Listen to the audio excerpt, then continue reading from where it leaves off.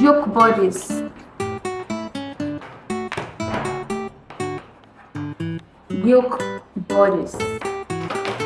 So the first thing we're going to do here is to close our shoulder darts, and I want to extend it down here. That's why I am going to just do it down the darts rather than the half side of it. So this is it.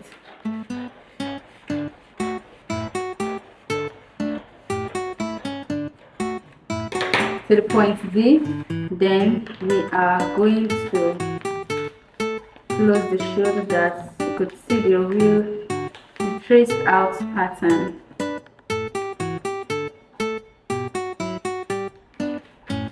Okay,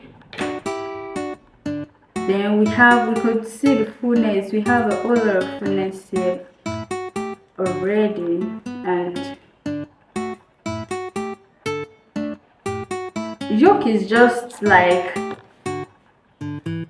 a yolk in a egg, a small part in a body. So you after closing your shoulder dart, you're going to measure your neck depth. You can use 4.5, and you draw a straight line down to your armhole side. This is it. You've made your straight line known, and this particular side here, from this place up here, is the yoke, whereby the other part here is the remaining bodies. So whatever you came down with here, you would measure your armhole, what remains here, like 4 inches. You'll bring it back to your back bodice pattern. You would mark and make a straight line as well.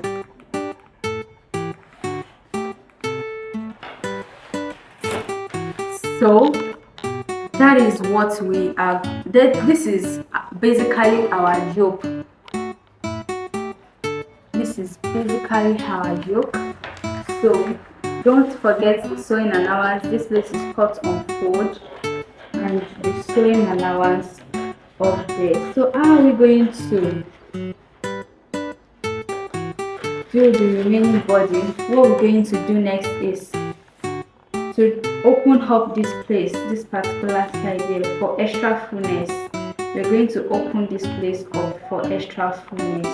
Please don't cut away any side. I don't straighten anything up, so that you'll be able to bring back whatever you're taking in your way back here. Like, you won't affect the measurement here. So don't cut it away. Just put it this way back, add your allowance, and open again.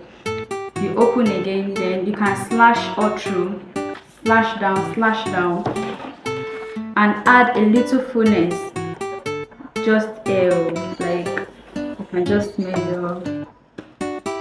Your bodies are always free. They're not tight, but they could be smart. So from this place to this place, you can measure your inches and add a little fullness there. You can extend the fullness to this side as well by slashing and spread. Like, you are going to cut off everything. You will cut it off finally.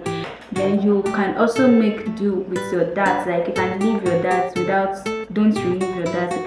You can leave it, and if you like, you can remove a part of it, like 4 centimeters. You mark it, join back to this side, mark it, join back to this hip side. There and there we have our yoke front bodies. Then for the back bodies, just like you made a cut through the front side, you are going to do the same here. You will make a cut through to this side, and you will extend your dart line up. You will extend your dart line up.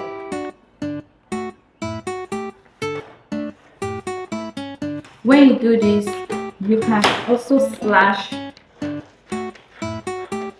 and add fullness.